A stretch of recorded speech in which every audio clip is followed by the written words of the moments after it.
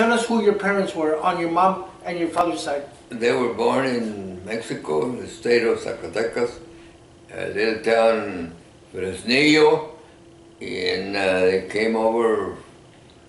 My father came first, and then when he got situated in Baytown and got a job with the Humble Oil and Refinery, he went back to get my mother. Okay. And she came and established in Baytown. They bought some property and they made a home there. Okay. And I was born in Baytown, and most of my brothers and sisters were born in that area, Sure. Baytown. And what was your father's name and your mother's name?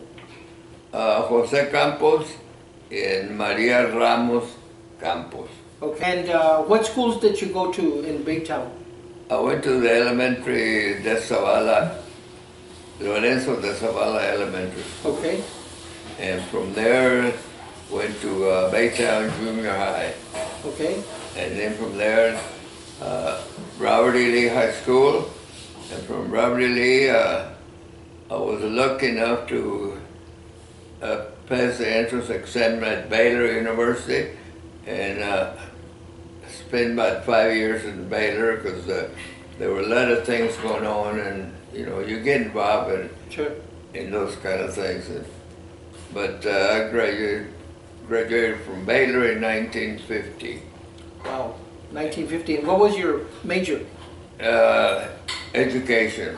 So to be clear, where did you meet Mr. Tijerina for the first time? For the first time I met Felix at a look-like meeting in Sugar Land. Okay. He had some property in Sugar Land. Okay. And he had a home, and the people followed him.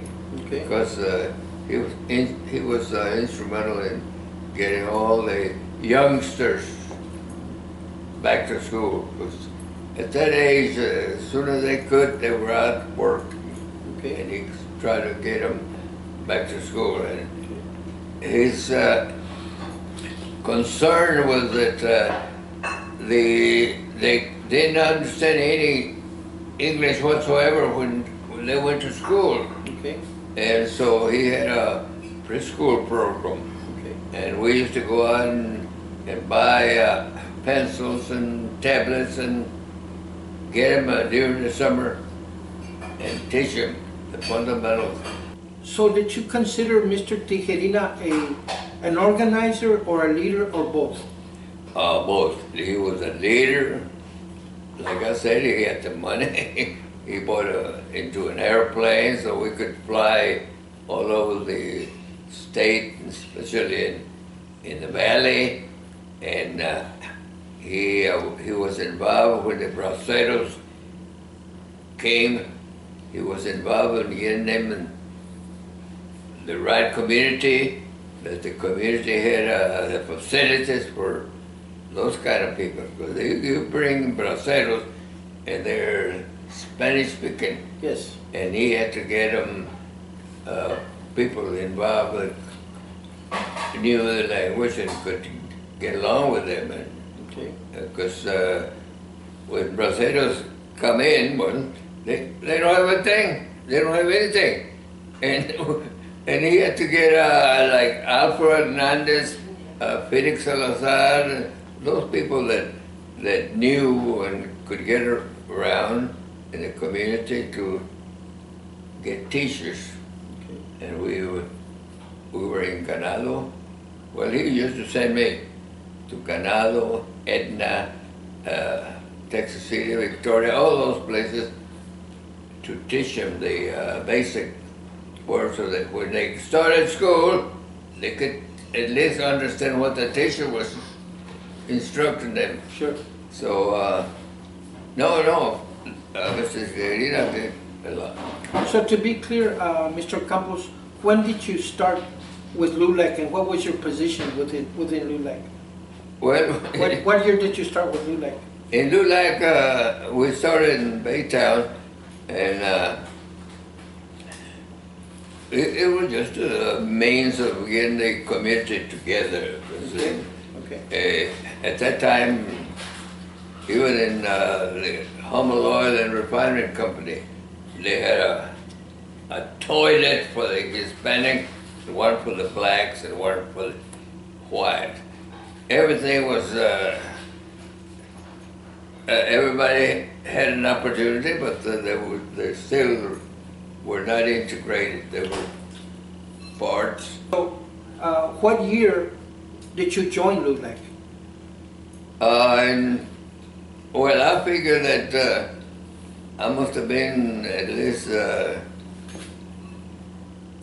25 years old when Okay. we started to organize there in Baytown, the League of United Latin American Citizens, and we were able to open up the roads into education because that was our main purpose. Okay.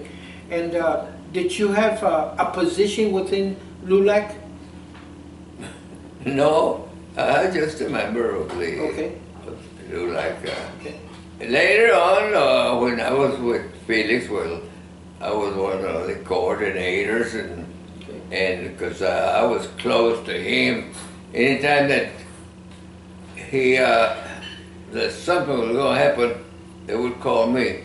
Because Felix, unfortunately, he was a millionaire, multi-millionaire, but he didn't know any English. He didn't know how to write, and everything that had to be done, I did it, and everything. And so, but he had the money, and like some people used to say, money talks. So, were you working as a coordinator full-time or part-time with the Little School of 400? Well, no, they came to me full-time. You started helping the Little School of 400 in Baytown? Right. Okay. Do you remember where in Baytown you started this program? Well, they used to call it El Bote. El Bote, I guess because it was the low, living place for the Hispanic, and most of them worked with Humble Oil, but still they had to spend all that good money in living and bringing the people from Mexico. They brought in all the families, and they started building and getting involved, and that's when I got started too. I saw all those people suffering and not understanding the English, and the police. The police would look for me because they had a bunch of them incarcerated Hispanics. And I had to go down there, and what happened? Well, they were stealing baby shoes for the family. They were, they were trying to make it. And I was involved with that, helping them get money to pay for all those things that they were stealing, but still, it's a huge, big, too many people. So the Little School of 400 was also teaching the families that came in from the Bracero program? Right, that was the main purpose. Okay. The main purpose, because they come in, they got to have something before they go into the first grade or the kindergarten, and they had that was our main purpose, to teach them the fundamentals, the 400 basic words that you need. That's what you need to understand the teachers. You get a bunch of gringas teachers that don't understand any Spanish, and they go and do the best, and if you don't help the kids understand what they say, sit down and get up. Now go to the restroom, and all that sort of stuff. So what do you think was your biggest accomplishment, Mr. Campos, that first year when you were teaching in Baytown? What do you think was your biggest accomplishment that you can remember? Well, being able to go into the first grade and be a successful kindergarten graduate, and that was my main concern. Once you get to teaching the basic words to understand the instructions of the teachers, you got it made. Because if you get a good teacher there and a bunch of 20 and 25 Hispanics don't understand any English, and she's going to have a problem. And it was our main idea was to teach them at least 400 basic words so they could get along with the rest of the children. And it was a job. It was a job, and like I said, I say thank you to Felix Tejerina for what he did. Okay. He bought into a plane so we could fly here and there all over.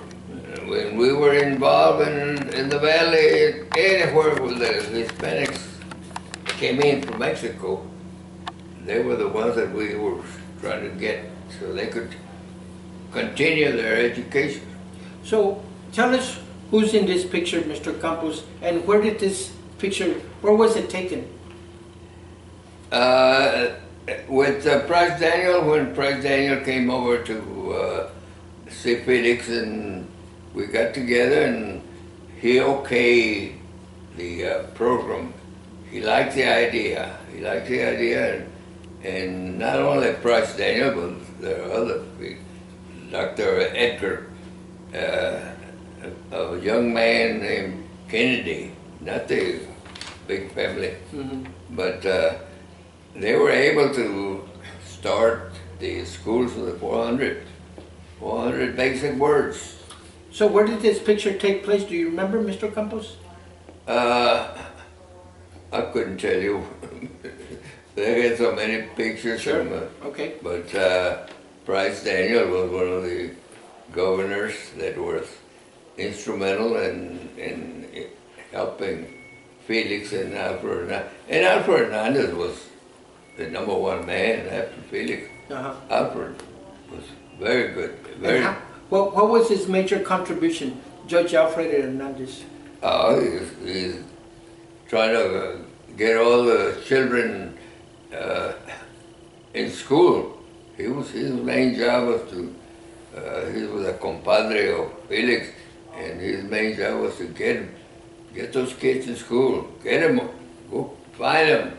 And like I said, Edna Ganado and all those little Warden, all those little places, they came in, and they were kind of hiding because they were afraid of the local citizens, because right away, if you didn't understand any English, well, they were going to take you back and take you back, and they didn't want that. So there was some positive outcomes of the little school of 400 that you didn't think were going to happen. But what surprised you the most of that project in terms of what it accomplished? Well, that you didn't expect. No, well, we didn't expect the program to grow so that they wanted in Wisconsin, in Minnesota. With regards to Isabel Verver, do you remember that first day that she came to apply for this job? And where did that take place? Do you remember? Well, it was not in Edna, or it was a little town just outside of Wharton. And she came out, and she was instrumental. And she liked education. She helped us. And she got the community together. We used to go down there and get them going. And once they learned the fundamentals of why we were there, they would keep going. Oh no, you give the Hispanic in that area or in that time, an opportunity, they see that education is number one, they go for it. But they got to see something that this education does for our people. With regards to the little school of 400, Mr. Campos, what is a piece of history that the public doesn't know about that you would like to share with us? The basic or the purpose of that is to get them, prepare them. They come out of the community to go to the elementary school, not knowing a word in English, and it was our main concern that it was going they don't understand the teacher. They go home and I don't want to go back to school. I don't know what they're talking about. And so our main purpose was to get them to the basic words, what do you need? Sit down, stand up, go to the restroom, the basic. And Sure. they get along there with the rest of the kids, and before they know it, they were the leaders there. And this lady, Berber from Ena Ganado, she did a lot. She spent lots of time in the summer preparing the children for first grade. That's when they started the kindergarten, because the Hispanics they needed that. They needed. If you don't understand what the teachers tell you, sit down, get up, where's your paper? And you're in a lot of trouble before you start. So what branch of service were you in, Mr. Campos, and what was your designation in the military? I was with the United States paratroopers. I was a paratrooper. I jumped out of a plane. We made jump in Italy, and then we got together and got our equipment ready to go, and we made a jump in Belgium, and that's where we got stuck in the ice, and it was cold. So when you got into the military, what was your age at that time? I got to be 18, and they got hold of me, let's go. Before I know it, I was in the Army in San Antonio, and from San Antonio they sent me to North Carolina, Fort Bragg, North Carolina. That's where we got the basics for the paratroopers, and from there they sent us to Europe. Pues señor Campos, muchas gracias. Bendiciones a usted y su familia. And you're looking great for being in the 90s. ¿Verdad? Oh, Oh, yeah. Oh no, 95, 96, Okay. August 21st, 1923. And I went through a lot. Like I said, my biggest problem was in the service, Belgium, especially that cold weather. Sure. No, manito, ya frío era frío. No, yeah, don't stand up, hey, baila, Yeah. move around, and no, te lavas todo. El agua del canteen era hielo. So if you can gather those photos or news, whatever you have relating to the little school of 400, and maybe we can come back and look at that. Bueno, See? I see what I look in my portfolio, my things, and I see what I've got, and I'm ready for you. Just keep in touch with me. Con permiso, señor. Pásale. Muchas gracias. Igualmente.